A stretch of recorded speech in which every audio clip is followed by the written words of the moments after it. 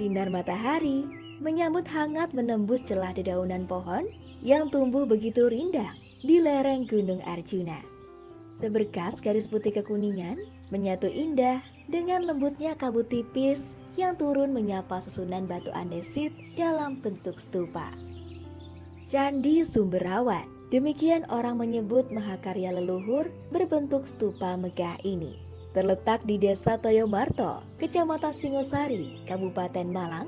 Kawasan ini menyajikan kedamaian yang jauh dari hiruk-pikuk perkotaan.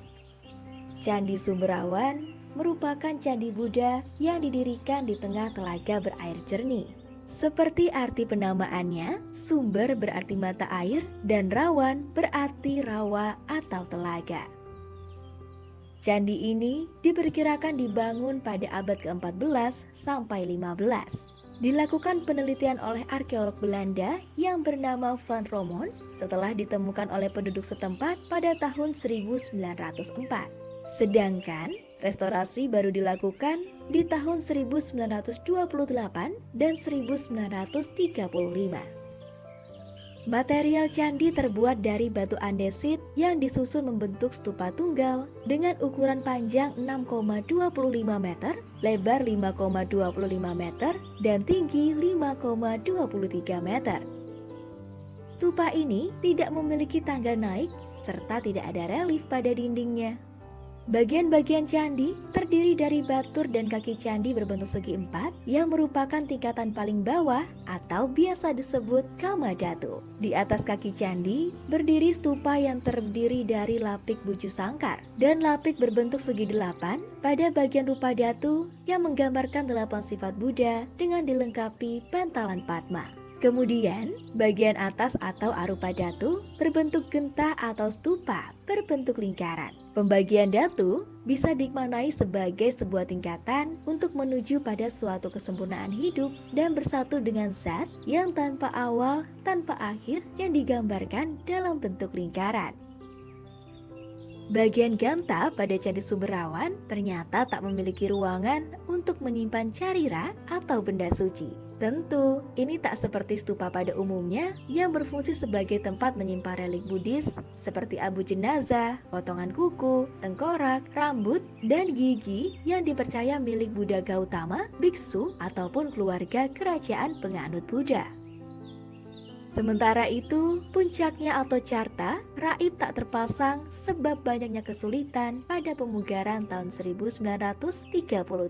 Terlihat dari batu-batu reruntuhan stupa yang masih cukup banyak, diperkirakan stupa Sumberawan memiliki selimut luar yang melingkupi kubahnya dan tingginya masih sekitar 2-3 meter lagi.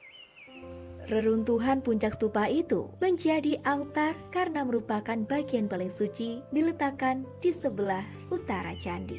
Pengunjung yang berdoa meletakkan dupa, bunga, dan persembahan lainnya di reruntuhan batu puncak sekaligus menghadap candi.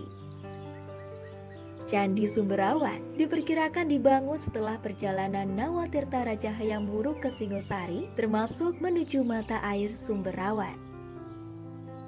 Dalam kitab Negara Kartagama, pupuh 34 bait 4 dijelaskan, Sumberawan disebut sebagai Kasuranggana yang berarti taman bidadari surga.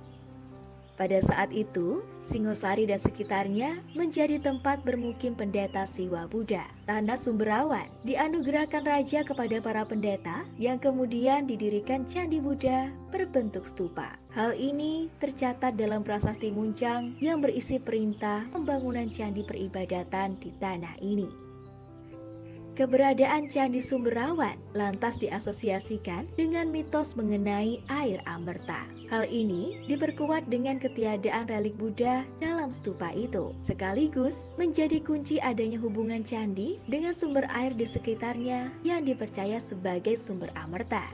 Bahkan, dusun lokasi Sumberawan menggunakan toponim yang berhubungan dengan air amerta, yaitu Desa Toyomarto. Toyo berarti air dan merta berarti amerta. Di dalam kitab Adiparwa, untuk mendapatkan tita amerta, para dewa dan asura harus mengaduk lautan Serasagara dengan gunung Madaragiri yang diikat menggunakan naga basuki. Akupa atau kura-kura penjelmaan kedua Dewa Wisnu menopang gunung tersebut dengan tempurungnya. Lantas, Dewa Indra memegang puncak gunung dan memutarnya hingga tirta amerta didapatkan. Dalam hal ini, Candi Sumber Awan adalah Gunung Mandaragiri dan mata air di sekelilingnya sebagai serasagara. Stupa Sumber Awan berfungsi untuk mentransformasi mata air menjadi tita amerta, minuman para dewa yang dikenal dengan air keabadian. Candi Sumber Awan menjadi kunci untuk mengambil air amerta. Untuk itu, di sekitar candi terdapat sumber panguripan atau sumber kehidupan dan sumber kemuliaan. Keyakinan bahwa sumber air ini adalah terusan dari Gunung Arjuna menguatkan alasan jika sumber air Sumber Awan memiliki banyak khasiat. Sebab Gunung Arjuna sendiri dianggap sebagai gunung suci.